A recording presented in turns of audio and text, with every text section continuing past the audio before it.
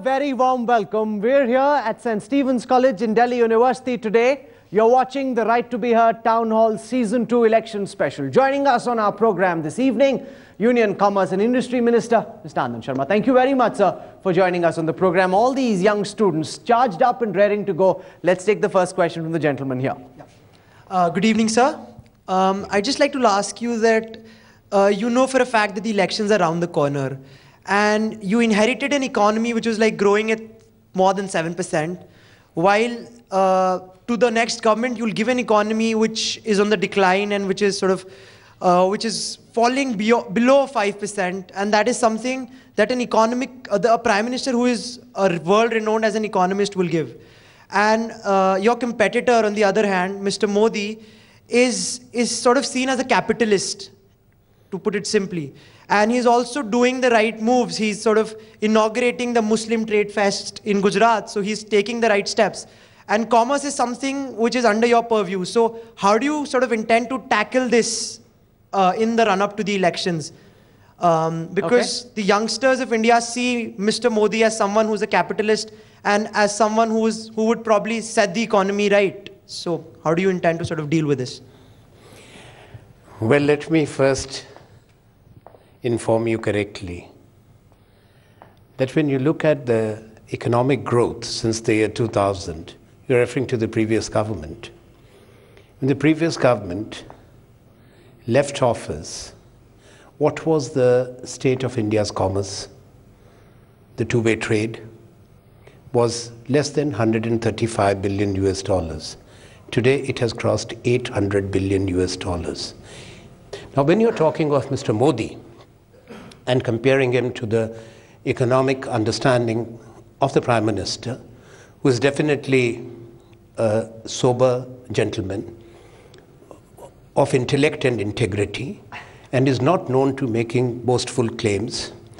But Mr. Modi, if you said that he's a capitalist, a political leader looks at the balance. In a welfare state, you need a lot of resources generated to be reinvested and redistributed for public good and the welfare measures. But what is the Prime Minister? Is the Prime Minister being viewed as a communist if Mr. Modi is a capitalist? And what is the theory of capitalism Mr. Narendra Modi has read? The world has yet to hear about his economic vision, his geostrategic vision, his understanding of the issues which relate to global affairs. I don't think that this country has ever had the occasion, or Mr. Rahul Kanwal here, I will wait for the day when he has the privilege to ask Mr. Modi a question as he can put to me and my colleagues. No, but we've because he will. No, Mr. Modi has never occasions. given you. Mr. Modi has never given a press conference. Oh, I've done at least 5 interviews with Modi. No, I'm yet to do my first interview with Rahul Gandhi. Well, so we've done 5 interviews well, I'm sure with Modi. that you will get it. We're waiting for an interview with Rahul Gandhi. The question that speaks better. That is a reflection both ways. No, sure. So let me correct you. Let me correct you that maybe you are running more after Mr. Modi, but I'll inform Mr. Rahul Gandhi that Rahul Kanwal is very keen to. I don't know after what happened in the first interview if he's even willing. Well, I do not know. Let's not be judgmental. Let's not be judgmental, and let's not be harsh and unfair. Sure, but he's asking the question about Modi conveying an image that Manmohan Singh, Anand Sharma and their government have messed up. I will come and set things right. That's a message. Is that the message that you all seem to believe? Just look at the number of heads nodding in agreement. They seem to believe, as do a lot of people, that Modi could be the answer. When it comes to the attracting investment, which Mr. Modi tom-toms, that he has made Gujarat as the most favored investment destination in the country. 3 weeks ago, before we went to Davos, the statistics were published. When it came to the manufacturing index, Gujarat was at number 6 from the bottom. Number 2, when it comes to the FDI in India, I gave you the numbers of 309 billion between 2000 and 2013. Now you look at the states. The highest FDI received, this is the RBI published data, anybody of you can recheck the numbers which I'm giving to you. The highest FDI was received in Maharashtra, that's 63 billion US dollars. Followed by Delhi, but Delhi includes parts of Haryana and the National Capital Territory and UP, that's Noida region. That was about 34-35 billion. Then came Tamil Nadu, then came Andhra Pradesh, then comes Karnataka. Mr. Narendra Modi's most favored destination for foreign investors and the vibrant Gujarat summits, which according to his claims attracted FDI, which is more than, in multiples, than the total FDI which came into India, took only $8 billion US. That's his strong leadership and economic vision. When it comes to the social indices, the highest number of school dropouts is in the state of Gujarat. You can check these facts. The highest number of malnutrition deaths are in the state of Gujarat. The least access to potable water in rural areas in the state of Gujarat. If that distinguishes him as a great economist, a man of vision, who actually claims something which is far removed from facts, I can only say he may appear to be a strong leader. A strong leader is not by words but by deeds, by vision. You need a vision. You need integrity of conviction. Anybody can speak in a shrill manner. I can say with all humility, I'm not used to the kind of language he uses because we belong to the Congress party and our culture is different. The nurturing is different. The values that we have invested in or inherited are different. So I believe that the political discourse, even if there is a disagreement, because ideologically we are poles apart, it must be a civilized discourse between political leaders and political parties. We'll build on some of these Mr. Modi's claims are not only boastful, but they are utterly false claims. And I say it with all seriousness. Why do so many people believe them then? No, but it is important for me because you people tell them the wrong things. Now I'm telling them the right thing. I will myself admit one thing, Rahul, that perhaps we allowed, I have said recently in Mumbai, I was speaking to the students in Sophia College, and it has come in the newspapers today, some of what I had said in Mumbai, that by default, and I will make a very open confession as a government, as a minister, that there is so much of positive which has been done, which I'll come to later when other questions are put to me. But we did not communicate, we did not inform that, listen, this is exactly what we are doing, this is our philosophy and this is our vision. And I say it because I have been an information broadcasting minister along with the other responsibility of mine in the UPA1 as external affairs, that somewhere we did slip up. Was that because of arrogance, the arrogance of power that we've been elected with 206 seats? Now we're not now we don't need to speak to anyone. That's not true. Now I'm asking you a question. It's not a question of arrogance. So why didn't you speak out enough? Arrogance is a very strong accusation. Nobody can accuse us of being arrogant. We are always accessible. If we didn't speak, maybe I myself made a confession that perhaps that was a failing. We should have been coming more. And you should have been talking to us more. You have talked to me. Let's not overlook that. Whenever you wanted, you have come, you have interviewed me, you have interviewed Chidambaram, we have spoken now.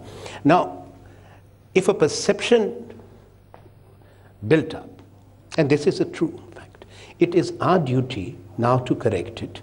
It's not a question of being late. We are trying to. We are honestly speaking to our people, telling them what the true facts are. We will build on these themes. Let's take some more questions. The gentleman here. Hello, sir. So yesterday, some of us were invited by the Lok Sabha Secretariat to witness the proceedings in the Parliament, which unfortunately didn't happen because no, lots of things happened. The right things didn't happen. The proceedings didn't happen, but a lot of wrong things did. And also, another thing that we encountered was 6 to 7 security checks. And we found out from some of the officials of the Lok Sabha Secretariat that the ministers are not frisked thoroughly.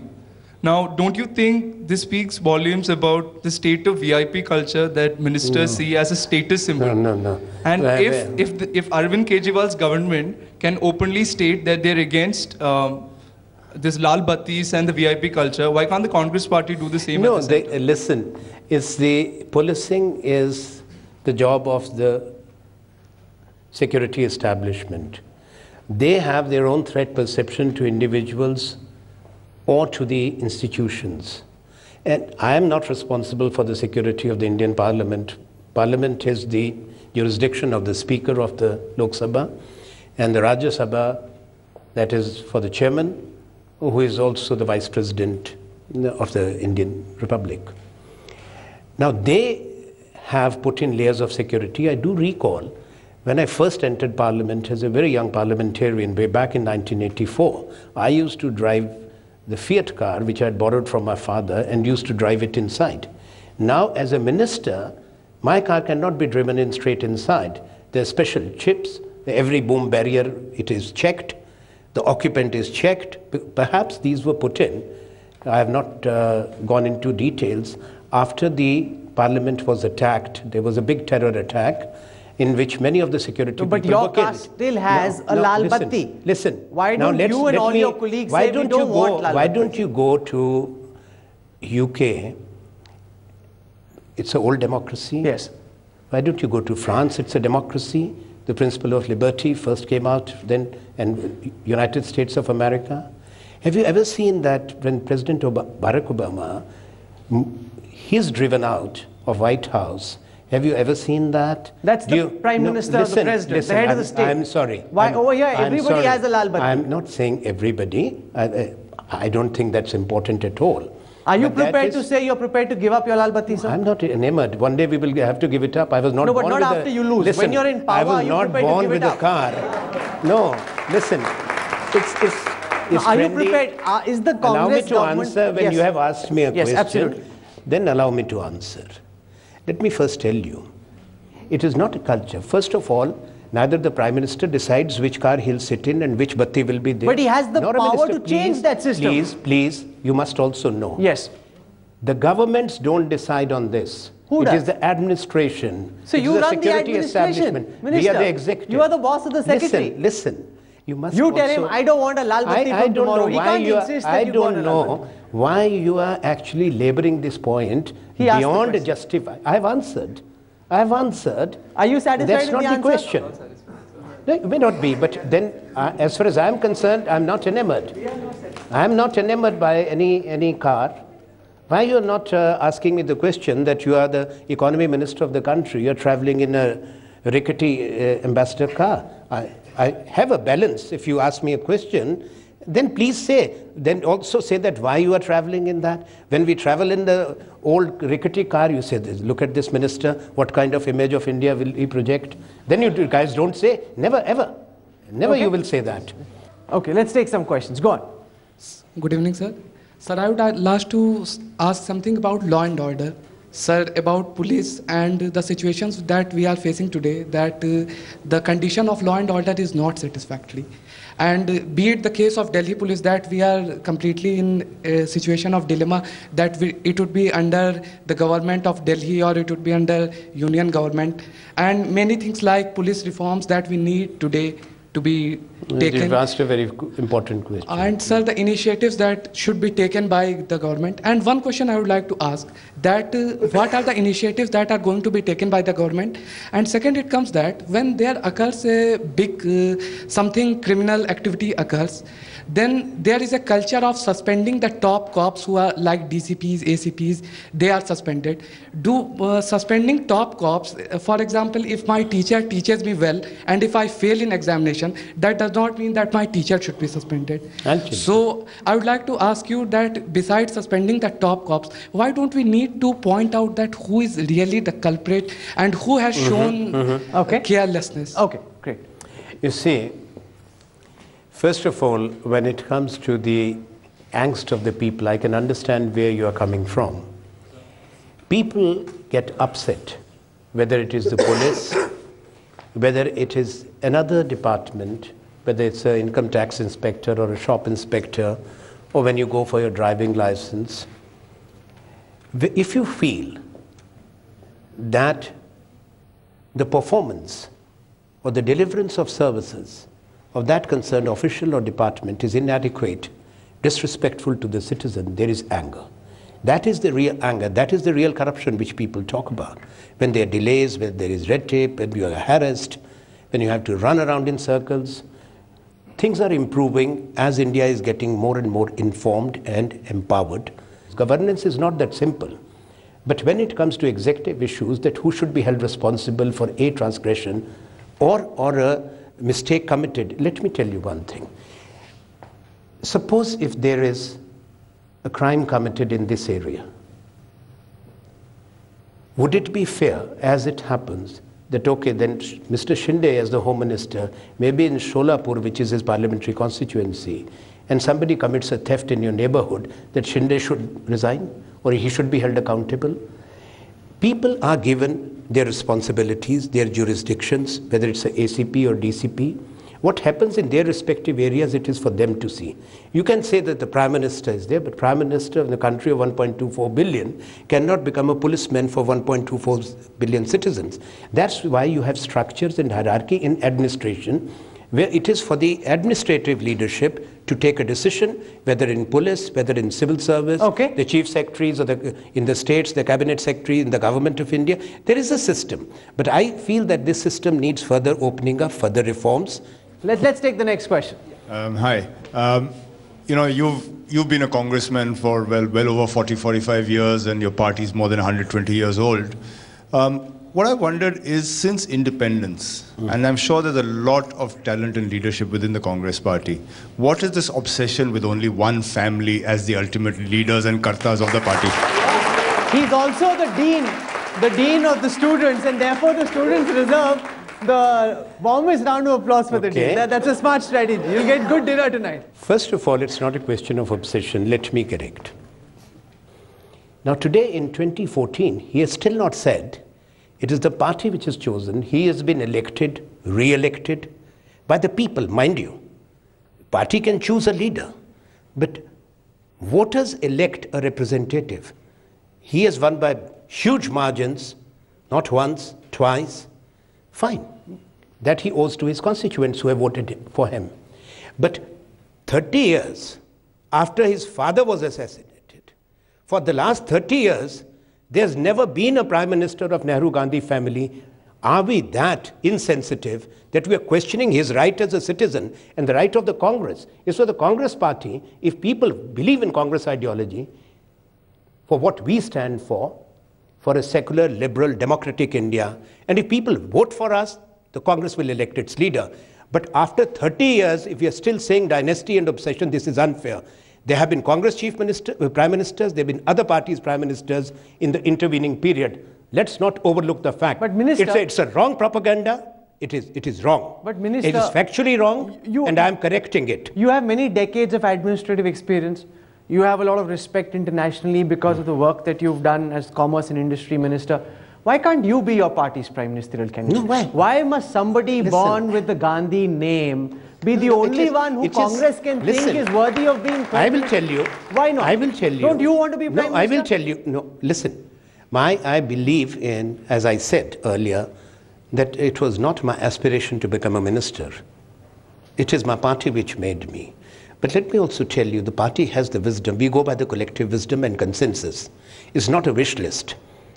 If Rahul Gandhi really wanted to take over the leadership, the Congress party may have, in 2009, said that he has come forward. He was the General Secretary of the party. But the fact of the matter is, today any political party will see that who can be a unifier, who has broader acceptance. That's how political parties function. We are still a developing country. We may say the obsession of America with the Kennedys has not gone. America has also had the obsession with the Bush family, and it has not ended. You look at the other countries and look at the other states.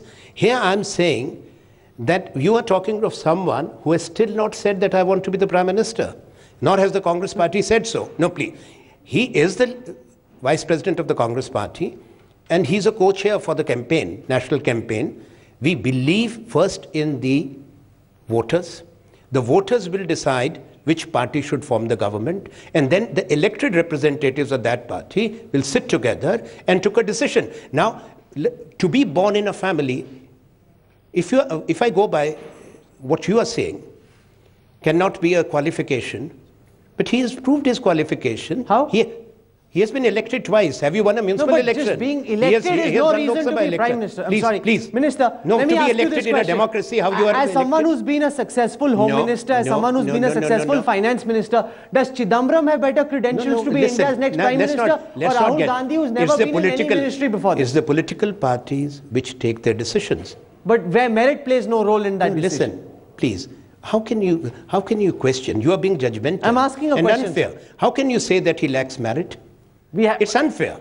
Somebody may say you lack merit. Sure, absolutely. No, so then it's unfair. No, but let me turn that question on its head and ask you, what according to you, Minister? Let's play it by some rules. Yes. We're not here. I'm not here for an inquisition. Yes. I'm answering questions. And don't turn it into one. If you have a bias against Rahul Gandhi, I don't have any bias don't put words in the mouth of others. Please. He asked the question. No, and that's so I'm answering the question. I'm answering the question. My question to you, Mr. Rahul Kamal, is, and you answer me. Yes, I will. Is it a disqualification for him to be born into a Nehru-Gandhi dynasty? He should be proud of it. Can I build and give you an answer to that question? Yes. Should he not have become Minister, Commerce Minister, Rural Development Minister, and showed Home Minister, Finance Minister, and showed that he had some administrative ability? Do you all agree with that? It's not about me, it's not about being biased. How many people, let's just do a show of hands amongst the students that we have over here. How many people think you would like to see some reflection of merit through administrative experience, through Rahul Gandhi becoming a minister, showing he can run a complex ministry like Anand Sharma does. Anand Sharma has a tough job as Commerce and Industry Minister. He's shown, good or for bad, that he can do that job. Similarly, shouldn't Rahul have done that also? What's your view? Let's hear from the student. I'm just like, you just said that it's his choice. So I just want to ask you that, is there any other leader in the Congress or any other political party in this country who has the room to make this choice as a young leader? Okay. That, well, I will directly be the Prime Minister. I will not take any other cabinet. That's an important point you raised. So is there any other leader in this country who has the room to decide whether... What positions you want to take? We will build on this. You've raised a very important point. You've given us something to think about. Is there any other leader in the Congress party whose surname is not Gandhi, who's willing, able and worthy of being India's Prime Minister? As I said, political parties make their decisions collectively. Congress party recently had an AICC session. Just to refresh your memory, I was there. Congress took the decision, since we have a government in office, a Prime Minister in office, we will wait for the people's verdict and then the elected members of parliament will take the call. That's the responsible party. We have our opponents, one of the major political parties, where it is not the party's collective decision, it is RSS sitting in Nagpur, which announced that Narendra Modi will be the BJP candidate and the BJP rubber stamped. So there is a difference between the approaches of the two political parties. Like 10 Janpath for the Congress. But Mrs. Gandhi is the elected president of the Congress. Let me then again be very clear to you, Mr. Rahul Kamal. Sir. Mrs. Sonia Gandhi is the elected president of the Indian National Congress. And when it comes to elected, it's the congressmen and women who elect their party leaders. Do not expect the BJP to come and vote who should be the Congress president. But in case of Mr. Modi, he is a nominee of RSS. Is RSS the elected political leadership of the BJP, or BJP is the nominated political leadership of the RSS? There's a fundamental difference here. Let me tell you very clearly. So don't try to equate the two. This is a fact that what RSS decides is the last word. After all, when it comes to the able leaders, why don't you ask the question? You seem to be very impressed with your 5 interviews of Modi, but let me tell you one thing. Here they chose someone with great knowledge of history and economics and other things I have told you, who took Alexander to Patna, to Ganges, that he died there, who brought Takshila into India, who says China spends 20% of its GDP on education, who made the founder president of the Jansangh, Bharatiya Jansangh, Shyama Prasad Mukherjee, who died in a Srinagar jail in the year 53 when I was born, died in London in 1936. BJP also has capable leaders. Sushma Swaraj is there, L.K. Advani is there, Rajnath Singh is there. Have you ever asked the RSS, what did you find in this man that you nominated him? How does that answer the Rahul Gandhi question? No, it's not. It is our party's decision. Here, it is the decision of RSS, which had to be rubber stamped by the BJP. Okay. There's a difference. Let's get some students to ask questions. We have not announced we have a Prime Minister in office. And let me also tell you, because it would be very much appropriate in the light of what has been asked of me, that when I refer to the last Prime Minister to be sworn in from the Nehru-Gandhi family, if you call it a dynasty, then dynasties do not have a hiatus and a rupture of 3 decades before anybody else gets projected. Let me also take you back to 2004. Mrs. Sonia Gandhi was chosen and she declined. Fine. And we have a non-Gandhi in Dr. Manmohan Singh, who after Jawaharlal Nehru and Indira Gandhi is the 3rd longest serving Prime Minister of independent India. He is going to complete 10 years in office, 4 more years than Vajpayee. Why don't you acknowledge that part also of the Congress party? Why? You work very closely with the Prime Minister, sir. Why does he speak so rarely? It almost seems as if he is in office but not in power. He doesn't seem to be in control. Power means not to be a wrestler. Power means not to shout all the time. Power means to work. I think many of us take our office as an office which is office of responsibility, where people expect us to conduct ourselves in some manner. We are expected to deliver, and we are not expected to beat our own drum from breakfast to dinner and pick up the same drum in the morning. It's a question of personalities, it's a question of approach, it's a question of cultures, it's a question of philosophy. Minister, clearly you're misreading the tea leaves. It's clear to us that 4 states, one after the other, voted against the Congress, including the Union Territory of Delhi. It's clear to us that the youth, the young voters, turned the Congress away in Uttar Pradesh not so long back. It's clear to us that the non-resident Indian community isn't exactly enamored by the economic growth and the numbers you gave. And a party of 127 years, is it that difficult to understand that a party with less than 127 weeks to their history is sweeping you aside and you're sitting with 8 seats in Delhi as compared to 70 that you should have targeted? Are you unable to see the anger in people and hiding behind growth numbers which probably have peaked much too early? I don't think so. That's a fair comment. I was asked about economic growth. That's where one has to give the numbers. And let me correct you very firmly. The numbers, I challenge anybody who can dispute a single number which I have given.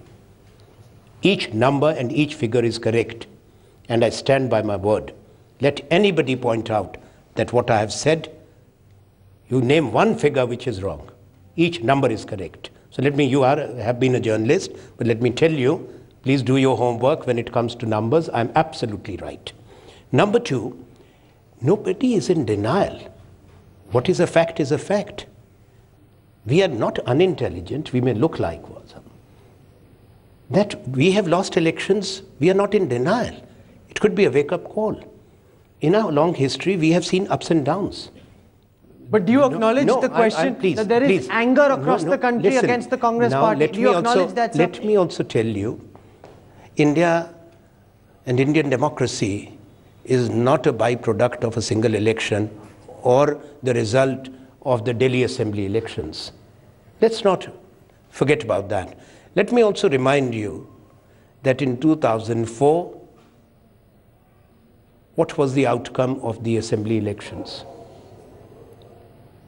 2003, you mean? Before 2003. Yes. So I stand corrected. But later on, when the verdict came for the Lok Sabha, was different. I'm not saying what happens. I will leave it to the collective wisdom of 800 million Indian voters. We may win some more. We may drop some seats. We will wait. But at the same time, in a democracy, you must accept. You can't anoint it yourself in advance. We are not anointing ourselves as the next government. People will decide, as people decided earlier. But this question should better be put to those who have already anointed and are eager and actually already addressing meetings and rallies from the replicas of the Red Forts or the ramparts of the fake red forts. You should ask them. We are not doing anything like that. We will wait. They feel that the response from the lakhs who gather in their rallies gives them the confidence that those replicas will soon turn into reality. Let's see. 800 million is a very big number, and good luck. Okay. Jugat. So there's one situation which, as an Indian, makes my head hang in shame. On one side, India remains, despite so many efforts, world's largest arms importer. I am aware of, you've tried to actually increase the FDI limit in defense manufacturing in India. It remains at 26, and there's not a single proposal which has come to India's side. That's not true. On the other side, the NSSO has revealed that in the last 12 years, the job growth has been only 2%. I mean, we are all here extremely interested in jobs. But on one side, we continue importing. Now, nobody comes here. No, and on the other side, the job growth is not there. These are two different questions. Let me come to that. First of all, I am of this view that defense manufacturing is important, and our dependence on imports must be reduced. It's not only the question of outgo of foreign exchange.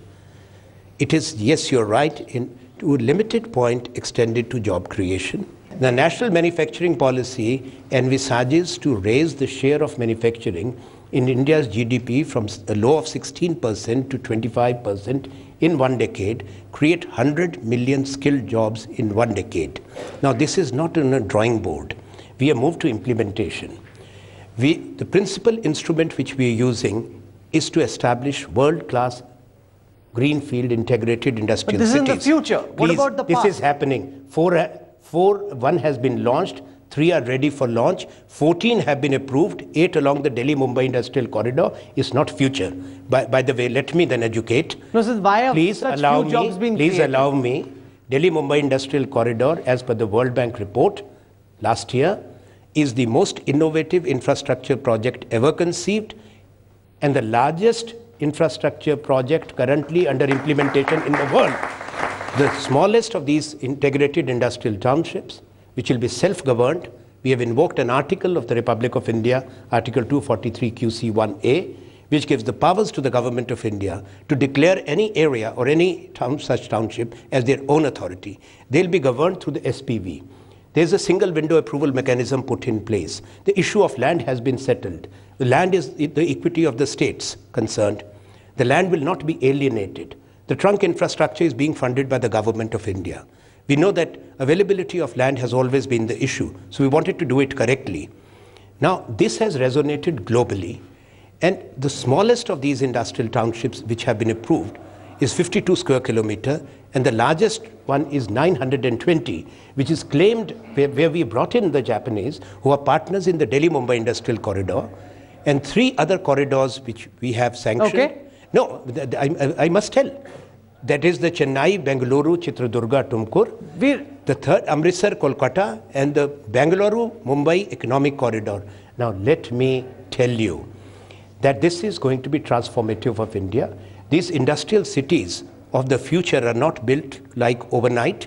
China did it. First of all, Japan did it. Then South Korea did it.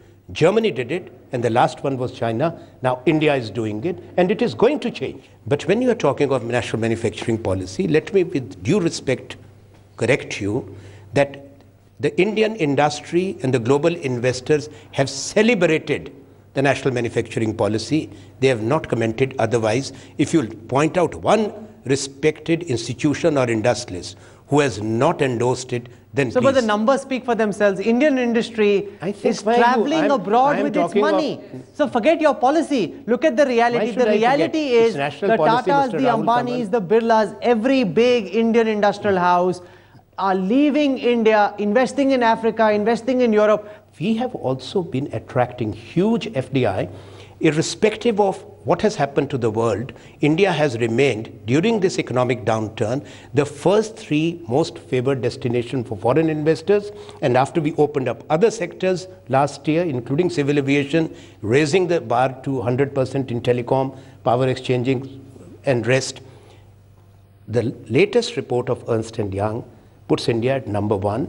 But number 3, we have always been. Okay. So if we are investing abroad, this shows the strength. Last question. Yeah, and if we are investing abroad, we have also ensured that through our policy regime, India is one of the most attractive and welcoming destination for foreign investors. When you are engaging with the world, my dear friend, it's a two-way process. If I have to go by your philosophy, we would not have grown. When there was a downturn, we did not disengage with the traditional destinations of our exports.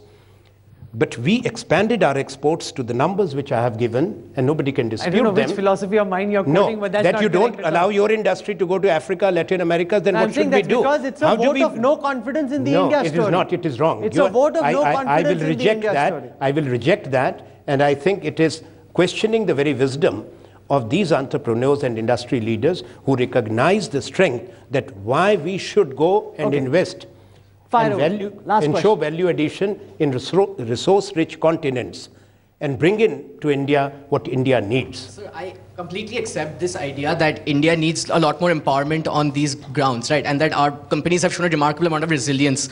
But it's very curious that the whole UPA's economic policy appears to have realized that empowerment is this important this late, right? Because if we look at the UPA's trajectory, your policy has traditionally appeared to be more of a subsidies and entitlements based approach, right? So right to food, instead of trying to give people a job, right? And NREGA, which is an entitlement to a job, not a proper policy that creates jobs by itself, right? Not like a manufacturing encouragement program. But I just gave you the details, young man. Sir, and the policy is not made like a school exam or college exam that in a week you prepare. It takes years to come out with policy. NREGA came out in 2005. Listen, I can only say with humility that I assumed my office on 29th of May 2009, and 2011 we gave this policy which will transform India for the better. Now when it comes to the right-based issues, it's the right to information or the right to education is also right-based, but we live in a country of paradoxes where we have one of the largest middle class, but we are also home to one of the largest number of poor people. You know, we are also conscious of the fact that we are an aspirational country, and we have the young Indians below the age of 35 are more than 720 million, and perhaps 600 million plus are the young Indians below the age of 21. So we are looking at all these issues. This is a complex, diverse land of ours, and it is not only we. In a welfare state concept, many things have to be taken into account, including when it comes to state investment in education, like state investment in highways, roads, freight corridors, public transport systems, public health care, which is still very weak in India. Because every citizen of India cannot, their parents cannot send their children to good institutions. They cannot, every child cannot go to IIT or IIM. Every child cannot become an industry leader. So we have to think of the country as a whole and create a balance. We cannot have an imbalance that I believe in, and I would like to conclude by saying this, that we must generate resources, that is the economic activity, but the resources have to be redistributed and reinvested for the good of the people. Well, you've answered several questions, from defending the government's policy to attacking Narendra Modi for his claims.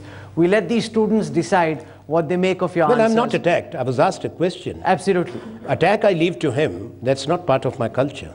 We let everyone who's been watching this broadcast decide what they make of what you've said and what your opponents are saying. I'm told a special biryani dinner awaits at the hostel. So thank you all very much for joining us in this program. And thank you, Minister Anand Sharma, for joining us on The Right to Be Heard. Thank you.